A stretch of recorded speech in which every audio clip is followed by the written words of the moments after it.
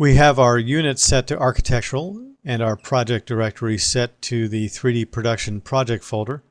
So let's make a couple of other changes to the interface and to the grid settings.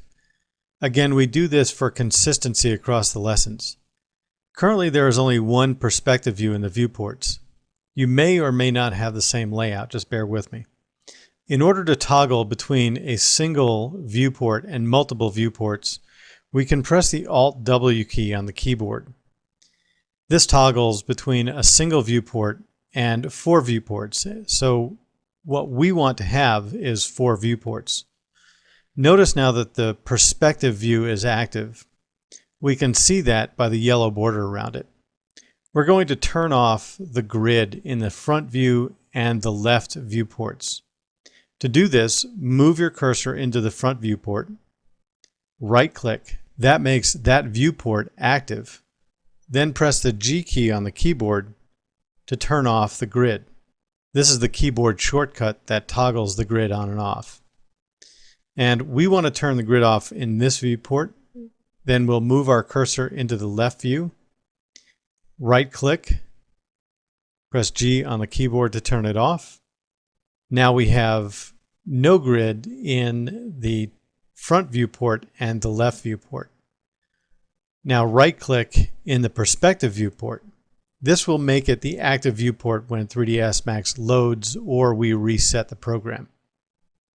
We want to change the grid layout because right now if we look at the grid spacing, it's set to 10 inches. We're going to make a few changes in order to set up the grid spacing to better suit our needs for these lessons. Go ahead and move your cursor up to the middle of the main toolbar over the 3D Snap button. Right-click on that button, and in the Grid and Snap dialog, click on the Home Grid tab. We're going to set our grid spacing to 1 inch. And make sure you use the inch mark. It's the quote on the keyboard. Otherwise, your spacing may be incorrect. So go ahead and type in 1 inch and hit enter. We will set our major grid lines to be every 12. This doesn't correspond to inches. It corresponds to every 12 grid lines we will have what is called a major grid line, which is a slightly darker, bolder line. Go ahead and enter 12 into the major grid lines field and hit enter.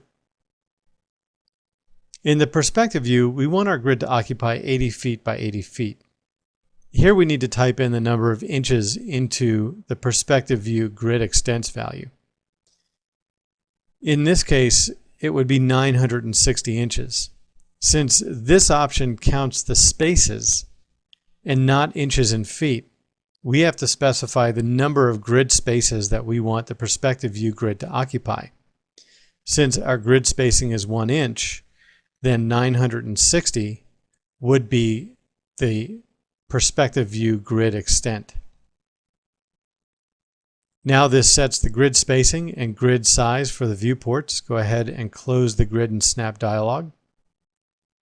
In order to have 3ds Max come back to the same configuration that we've set up each time we open the program or reset the program, we need to save a special file named maxstart.max.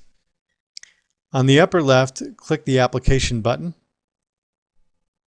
Click the Save As option in the drop-down menu.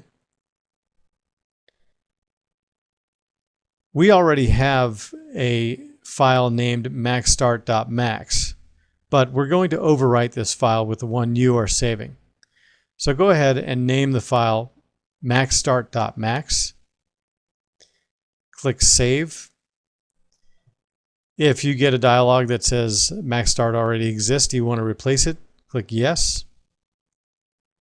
That overwrites the file. In order to verify that this file has been saved properly, click on the Application button in the upper left corner. Click the Reset option. When it asks you if you really want to reset, go ahead and click Yes to reset.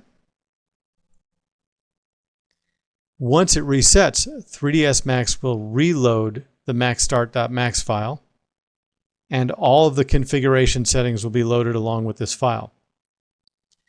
This allows you to maintain consistency throughout a work group, and it will allow us to maintain consistency throughout these lessons.